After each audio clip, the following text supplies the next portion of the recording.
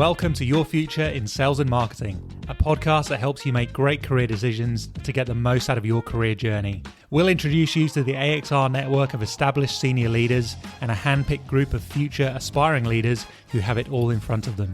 You'll learn what it's like in the top job and how to get there.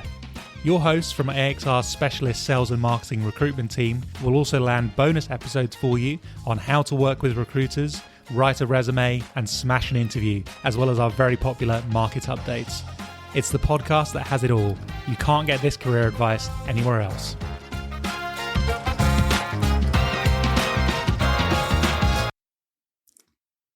Welcome to another episode of Your Future in Sales and Marketing. I'm Andrew Cannock. I'm a specialist recruiter at AXR Recruitment and Search. Today on the pod, I'm delighted to be joined by Sheri Juchau. Sheri is the Director for Category and Trade Marketing at Ferrero. And in this conversation, we talk about her varied career, which is a real lesson in breadth of experience. We hope you enjoy it. Hi, Sheri. Hi, Andrew. Thank you for coming on. I really, really appreciate it. I'm looking forward to this conversation. Thank you. Okay, so we're going to start with our classic icebreaker question. Tell us, what's your favorite brand and why? And it can't be one that you've worked on. I always want to say Diet Coke, but that's more of an addiction rather than a brand association. I think Havaianas is a brand that I love. So thongs or flip-flops in your language.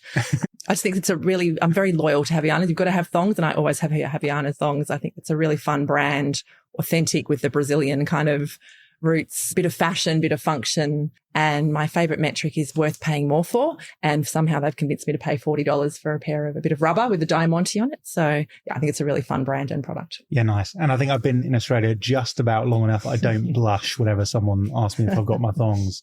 Good. Tell us a little bit about life before career. Where did you grow up? So I grew up with my sister and my parents in Rosebud, which is quite a small town on the Mornington Peninsula, south of Melbourne.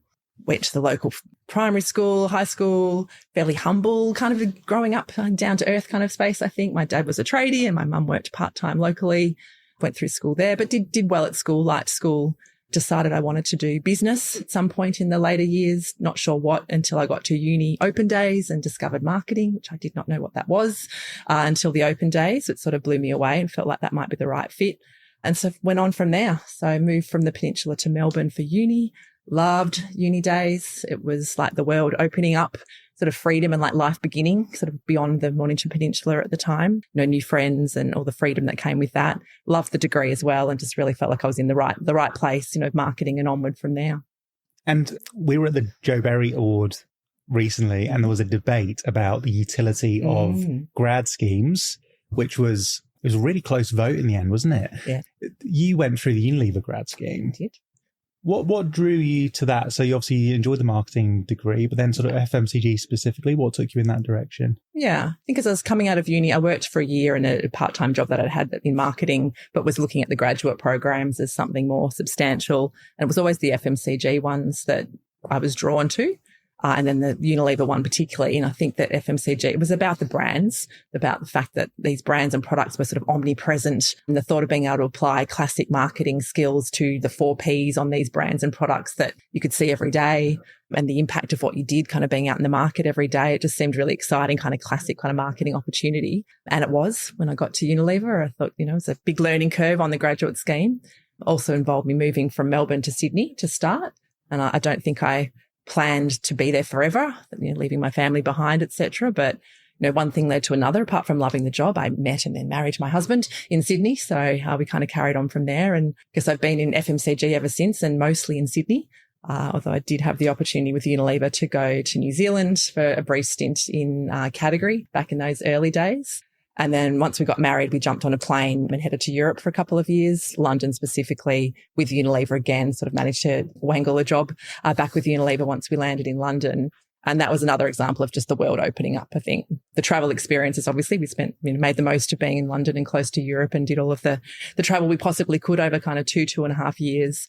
But working for Unilever in the Innovation Centre, So working on positioning, comms, NPD at the kind of epicenter there and rolling those out to other markets was amazing for little old me. So I think that's another example of, trying to expand your worldview at different times geographically through the type of company, the nature of the work. That's probably where I really, I'm hooked for life now on FMCG and these opportunities to keep expanding the worldview. Yeah, it's a textbook start to an FMCG career, isn't it? You couldn't really get much better than that. Yeah. And then back in Australia, you had quite a long run with Arnott. Yes. How did that experience shape you? What did you take from that? Yeah. So Arnott's, amazing business was and still is, gone through different iterations, I guess, of ownership structure. But for me, I was sort of there 7 years. It really solidified then what I still look for now or since, which is in a role which is looking at the brands, the plans and the people. So the brands goes without saying, I guess, especially Arnott's, the master brand or the sub brands, really strong. As a marketer, you want to make sure you've got something to work with, strong brands that people love, which we definitely did there. And then the plans, again, particularly in Arnott's, was about having the chance to do end-to-end marketing, sort of local control over everything at the time, from positioning through to, again, comms, NPD, execution, etc., and having the plans that were really, gave you a great learning opportunity as well to touch all of these different elements of end-to-end marketing and create those plans and see them through. And then people, everyone will always say that's usually the thing, if it goes well, that they love most about an organisation and miss when they leave. Amazing people then at Arnott's, many of them are still at Arnott's, some that have been many that have spread out into the industry, such that when we go to Joe Berry Awards or other industry events, I'm always meeting up with or bumping into people that still were the Arnott's folk that have spread out into the industry. So the calibre, because I think of that training ground and that commercial opportunities that you got exposed to in Arnott's have really stood people in good stead, and good and nice people too that, still enjoy catching up with now. And there's plenty of people that have left Arnott's and then gone back to Arnott's, probably more so than any other business, which says a lot about it as well. Yeah. So Unilever, Arnott's, and then PepsiCo, all the hits early on. Yeah. And at PepsiCo, you went from a senior marketing role into commercial strategy. And when we were catching up before, I think you said it took a little bit of convincing. Yeah. Talk us through that decision. Yeah. And that was the big change from marketing into a more commercial role. So category, trade marketing, shopper, etc. And at the time I'd been at PepsiCo maybe 3 years in marketing and still was loving marketing, but was just starting to feel that little bit restless. And there was this more senior role as commercial strategy director that was open and been open for a little while, but I wasn't thinking of it, which seems silly now in hindsight. There was this director role available that the general manager or the big boss at the time had taken an interest in my career and me, and he was talking to me about that role. And my first reaction was, no, I'm a marketer. This is what I do. I don't do that. I do this. And I don't know if I would like that. I don't know if I would be good at that. So this is what I do. And he, through a number of conversations, was sort of getting me to open my mind to why I could and should consider that role. And over a space of time, we talked about it. And I remember the last conversation is like he basically reached across the table and shook me by the shoulders going, you can do it. Like, what is wrong with you? And why can't you see it? Like that frustration that for me, I was just that bit resistant really about then could I do it? Was I ready to step up and sideways at the same time? But he could see and convinced me to see that the transferable skills that I built up were a really good fit for what that role needed at that time, which was bringing, I'd always been a very commercial marketer. I was always drawn more to that, the commercial reality, not just the fluffy sort of stuff. So I knew I had that commercial interest and skill, the relationships with the sales team and the marketing team, and that desire to kind of integrate the two functions, more fully around a common agenda. Good in front of the customer, confident, comfortable, in front, trusted as a marketer to be in front of the customer. So things that I'd already demonstrated, a strategic skill, but pragmatic, all of these things he could see would suit. So he had to talk me into that a little bit. But then I gave myself a good hard talking to as well and went, well, yes, enthusiastically, yes, let's do this.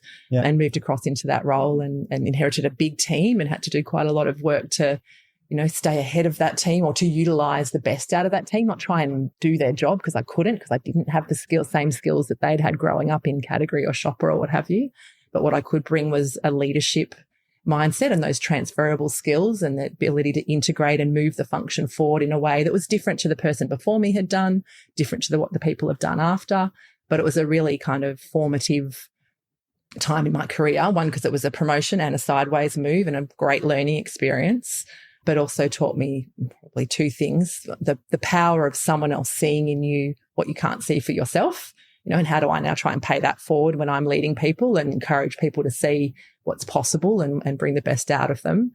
But also that imposter syndrome is real, especially for women. And it takes hard work, but you got to shut it up. You've got to be able to tell yourself that everybody feels that. And here's, yes, some things that you don't have, but here's the things that you do have and that you can bring and why people have faith in you. And it's that typical, again, female thing often that I was going, well, I'm only 90%, ready or qualified for that. So I shouldn't go for that yet, as opposed to a man. A dude going, I've got 30% of what I need. I'm about 50% there. I'll smash this. Yeah, let's go. So I'm not saying is necessarily right either, but somewhere in the middle there is, you've got to back yourself and shut up those voices in your head that. Yeah, for sure. And that's a generalization that absolutely holds true. And of course, it doesn't apply to absolutely everybody, but a lot of the conversations we will have around trying to, persuade a woman that a career move is right for them, half the battle is the confidence piece. When you look back on that resistance that you felt to that move, how much, in hindsight, how much of that was self-doubt versus a rational belief that it might not be the right thing? It probably was a mix of both. Like I wasn't, crippled in a corner thinking I wasn't good at anything. It was just genuinely going, no, but this is what I do and this is what I've always done. And that narrower view of what I'm good at. And it was a little bit of, will I like it? Said as well as, because we might talk about it later, but for me, finding the thing that you like and you're good at and the mix of that is really important. And then the rest will hopefully follow if you kind of pursue that. So it's a little bit of all of those things. But certainly it was still a voice of going, and what if you're not good at it? And then people will think you're not good at it and you might ruin your career and all those things, which was, overinflated versus reality. And just being able to speak to some people, but also yourself, and just kind of quieten those voices so that you can kind of think more rationally. Yeah. And on paper, it appears that you then developed a bit more of an appetite for risk, because then you left PepsiCo and you went to join Stuart Alexander. Yes. So very different business. Yes. I'm sure not everyone agreed with making that move. Yeah. Talk us through the decision. Yeah, it definitely raised some eyebrows amongst people with that one. So I've been at PepsiCo for 4+ years, I think, by then. And I just had that restless feeling. I'd been long history in amazing blue chip, very large kind of multinational businesses, which are, great experiences in most cases. But it also gets to be a bit of a grind sometimes, and a little bit Groundhog Day in the annual cycle of how some of these things work, and just that feeling a bit restless. And got approached about the Stuart Alexander role, which I wouldn't have always considered, but at that moment thought, well, let's have a conversation. And the more I explored that and found out about it, the more it was sort of awakened this sense of excitement inside me of going, this sounds really interesting. This sounds like something that's going to, get my energy going again.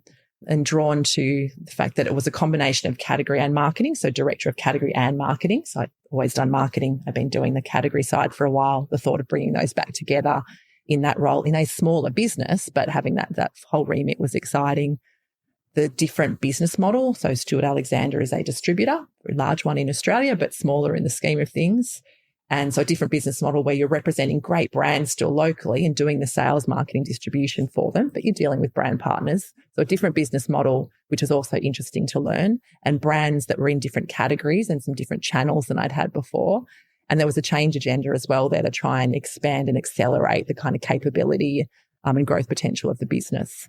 So for me, it was drawn to the chance to learn new things and sort of just mentioned, but also to bring everything I'd learned in, was it even, I don't know, let's just say upwards of 15 years of experience at that point, and bring that into a smaller business with that appetite to grow and change. And that's what drew me to it. And getting in there, it delivered on all of that and more. It was I remember feeling just that sense of sort of joy really being there. Of like, oh, it's so stimulating and so interesting. And there's good people at all different levels of development, great boss, great leadership team, let's go. And that feeling of going, yeah, I've got a lot of stuff I can bring. Look how good everyone thinks this stuff is that I'm bringing. Like that was more normal in the PepsiCo or what have you. But also I still learned a lot from it and just was really interested and stimulated by all those new sort of things to learn as well. So a lot of people didn't quite understand why you'd go from a big PepsiCo to a little Stuart Alexander, but the reasons for me were clear about those new experiences, new learning, stimulation, and just that gut feel in the end that I'd learned to trust of going, I think this is right for me for now. And now you're at Ferrero. And how does that business environment compare to what you've done previously? And how have all those experiences helped you be successful in what you're doing now? Yeah. So Ferrero is 6 years now at Ferrero. Time flies. Ferrero, again, is the combination of me having worked out what is important to me in a role and in a company. Because again, as you go through life and time, sort of the good and the bad helps form what you think is most important. It's a massive company globally and growing incredibly fast. Locally, it's a medium-sized business, and I like the medium-sized feel of that. We know pretty much everybody in our building and what we're doing, and we're all working together on something. The privately owned, third generation, Mr. Ferrero kind of still owning and running the business. You feel that. It shows up in the passion for quality and brands and medium to long-term decisions and being part of creating the next stage of the legacy that is the Ferrero kind of brand and company. And that feels good as well. And then there's good people, good brands and good plans as well, so there's all of those things sort of coming together. And the role there for me of category and trade marketing, and the team's expanded over the time that I've been there, sort of up to 18 now, I think, for me is that perfect mix. I think because I have the marketing background, because we talked about not about marketing at the start, which means that love for brands and thinking strategically and building something is there. But then now wanting to apply that commercially, using data and insight to shape the plans and the recommendations you make, but integrating the functions, sales, marketing, category, et cetera, to bring all of that together, all of that history, and doing it by leading a team, that passion for kind of leading a team and developing people. It kind of all comes together in this role, in this company. Feels like a really good fit. So yeah, very happy there. And that team that you lead, which as you said, big team across category, trade marketing, revenue growth management. What's the collective purpose of that team? What function does it perform for Ferrero? Yeah. So 3 parts of the team: category, shopper, revenue and trade management. Yeah. We are bound by the triple win concept. So each time I induct someone or we talk to it, it's about, the triple win concept, which in FMCG and particularly in Australia is really powerful, that we are there to create value for 3 stakeholders, not just ourselves, Ferrero, but also consumers and shoppers, so the people that buy and consume our products, and also our customers, retailers generally, that are the gatekeeper to us being able to provide those consumer and shoppers with our products. So Ferrero, retailers and consumer shoppers, the triple win. How do we optimize the value we can create? We can't create equal value all the time for all of those parties, but that's what we're trying to do. And my team, I think, is at the center of that as well, trying to think constantly about how we balance that off. So marketeers are focused mostly on the consumer, sales team are mostly focused on the customer, finance is mostly focused on Ferrero. We're trying to sort of, work out how to optimize all of that by bringing data and insight to the fore to make strategic recommendations that are actionable, then evaluating those actions and plans and feeding that loop again for the data and insight and keeping that going. We do that with a lens of both internal and external influence. So trying to create those plans internally. How do we grow categories? How do we show where Ferrero can bring and activate in those categories to provide the growth?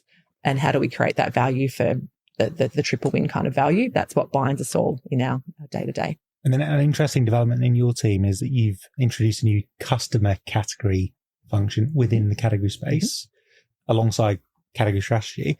What was the thinking behind that? What problem is it looking to solve? Yeah. So expanding, which is nice to work on a restructure where we're adding headcount and expanding the team on the category side. So 2 real reasons. One is we have added a lot of categories to our remit at Ferrero in recent years. So traditionally we were confectionery and spreads with Nutella, and now we've gone into biscuits, into ice cream, into frozen bakery with Nutella muffins, etc. And most recently, better for you bars, protein bars space. So we now have these extra categories. You need resource to make sure you're keeping up with understanding those categories, etc. So we're catching up there. But also a push from Ferrero from the top to become more channel-centric, not just customer or not just consumer and brand-centric, but channel-centric. So the structure that we've created has category development side, which is still looking more medium and longer term view, channel agnostic, shopper understanding, where are the sources of growth in categories, those sorts of things. But then the bigger part of the structure now is a customer category function where we're lining up against the channels or customers so that we can take those plans, tailor them better to the channels or customers that we have in this market, the category plans that will win in grocery, different to what will win in out-of-home, P&C, etc., and have the resource that can become experts in that space, partner really closely with the sales team and with customers, get under the skin of that, and again, triple win, but in that more dedicated way. And I think in this market particularly, where we have the powerful, dominance of certain retailers as well, if we want to win, we need to get closer to the customer. And so it's a more powerful and effective kind of structure, we think, to win into the future. And at the moment, there's a lot of noise around, you can't turn anywhere without hearing AI and data capabilities, and retailers becoming more sophisticated with it. And some people talk about a little bit of uncertainty around the role of category and what it looks like into the future. This is at a time when you're actually expanding the function within Ferrero. What's your view on where category is headed and the role that it's going to play into the future? Yeah. Lots of noise, lots of discussion, especially AI at the moment. And we, like everybody, are working out how we're going to respond and adapt to both the opportunities and the challenges of AI, whether that's as an individual, as a function, as a business.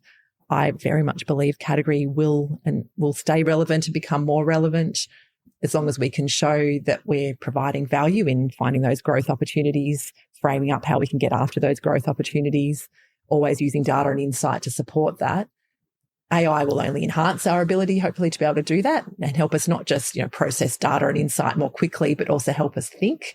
This is the shift I've sort of made recently in my own mind, is it's not just ask it a question, or summarize something or coach me on an email or what have you. It's help me think. Here is a problem. What do you think we should do? Or here is what I'm proposing. Pressure test this. There's a real, thinking tool that it can add as well. And we're just really getting started with experimenting and trying to get our own use cases and having these aha moments and these wow moments is what's starting to happen. Someone in the team will do something with it and go, wow, that was way better. I got a way better output than I thought. Hey guys, I've used it for this, and starting to get that sharing going. So I think we will use it to enhance our thinking, and it'll speed up from here. And we need to speed up from here about how we utilize it. And then it should only be enhancing what we do as a category function, not replacing it. And this is all happening at a time as well when what's expected of good category people is changing. So being analytically strong probably used to have more weighting than it does now. That's still a requirement, but it's the influencing piece that people need to get right to. And it can be difficult to combine those two skill sets. When you look at category broadly, where do you see the capability gaps or the opportunities, and how do you look to develop them within your own team? Yeah, we're usually looking for unicorns in category that have to be analytical. Not everybody is. You have to be able to have that analytical skill. You have to be able to then apply that in a commercial reality, not just a purist kind of analytical world. And then you have to be able to influence by creating stories and presenting them on slides verbally or what have you to get people to understand and buy into what you're recommending. And you have to do all of that by collaborating with a lot of people internally and externally. And that's a lot of skill sets to bring together into one person or one function. We're doing pretty well at Ferrero, I think, finding those people and grooming those people. But it's, we've got to keep working on that, because if you have too much of any one of those things and not enough of the other, it doesn't work as well. If you're too collaborative and not analytical, not going to help. If you're too analytical and can't commercially, relate, not going to work so well. So constantly looking to, build up and round out all of those skills together. And I think something I'm pondering at the moment as well with the AI piece is how do we keep making sure we use human plus machine? That seems to be the other, aha moment recently. It's always going to be human plus machine, not one, not the other. If you're just a human not using AI machine, you're probably going to fall behind. If you over rely on it, you're also going to make a lot of mistakes just faster. So how do we keep going human plus machine?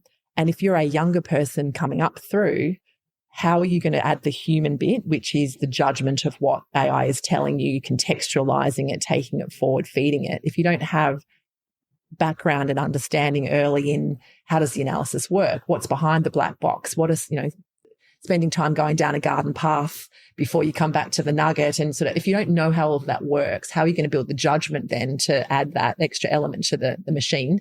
So making sure we don't lose that capability building in the speed to adopt and shortcut and cheat almost some of the analytics, not losing that, so that we're still building professionals into the future that can do the human plus machine really well. So that's what I'm thinking about at the moment. Yeah. And no doubt your skill set and capability has been built by the breadth of experience that you've had in your career. Because that's been a common theme with everything that we've spoken about, is diverse experiences, businesses, categories, geographies, functions. What would you say to that that same young person that's coming up, who at the moment is probably hearing more so than anything, get good with AI. But from a broader career perspective, what advice do you give to that person around just thinking about how they develop that experience? Yeah. Definitely expanding your worldview is advice I give people, and particularly early, but certainly by mid-career, to not go too narrow, to not define yourself too narrowly, as we talked about earlier for me, because it will help you find more what you like and what you're good at if you expose yourself to more things, and it will make you a more desirable future employee if you've got some of that breadth. So whether that expanding your worldview is, because you don't want to go broad on everything all at once. I think you want to build some depth as well in a certain area, whether that's your functional skill or whether it's an industry or whether it's a market or what have you, but building in some of that variety of experience and seeking those opportunities. Maybe it's not a whole new role or a new company, but, say yes to opportunities that give you exposure to different projects, different functions, different people, etc. I think only makes you stronger, both say to help you make better decisions about what's right for you, but also to make you more appealing and desirable as an employee into the future. Diversity will only make you stronger. And the choices that you've made, were they always in the context of I have a North Star or end goal I'm working towards, or was it more around following curiosity and making the right next decision? Yeah, much more the latter of, go this far and then the next paths will start to open up once you get there. You can't see them yet necessarily. You don't know. So, and I have a daughter finishing HSC this year, which is frightening. And the same advice to her is at least try and get a field. Just start with a field that you might want to be in. You don't have to know exactly what all the steps are on the path to, the future, but at least start with a field and gallop around that field for a while and suss that out. And then you'll see there's a gate to the next field and then you can go onward from there. And I think I didn't set out knowing that philosophy as such, but I think that's sort of what I can see now in hindsight is I knew business. And then marketing kind of appeared. And then I was in marketing and FMCG kind of appeared. And then, now I can go out this door in FMCG, but stay here and just keep walking through doors, I suppose, and testing. And part of it's rational thinking. I am quite a rational thinking person, but your gut develops through all those experiences as well. And then you can trust your gut as well and tune into that for what's making me feel more excited or what seems right, based on not just what I've written down on paper in the pros and cons kind of list, but tapping into that feeling. But that feeling is only developed from years of experience and exposure and diversity of things so that you can kind of trust it. And when you do speak to people that are a bit earlier in career about career, is there anything that comes up often that you think is a gap or something that frustrates you or something that you wish people thought about more or thought about differently? Yeah, apart from the expand your worldview, don't be too narrow about it. I think there's a bit of patience as well and a bit of resilience that all of us need to remind ourselves that we need to have.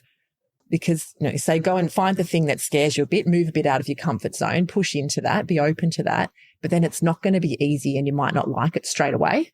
That's the patience and the resilience thing as well. And I think of some people in my team now that have taken on experiences back into sales or what have you. And it's really hard.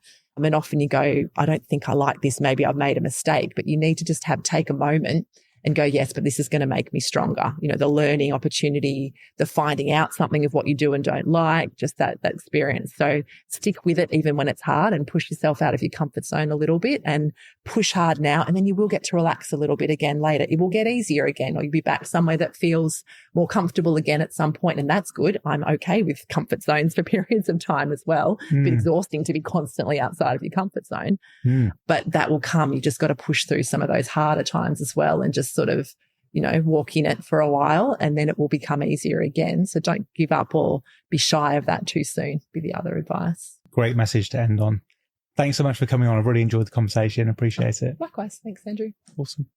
Really hope you enjoyed this episode. I certainly enjoyed talking to Sheri. Reach out if anything we've discussed has sparked ideas for your career or for your team. We're always here to help you make great career decisions. See you next time.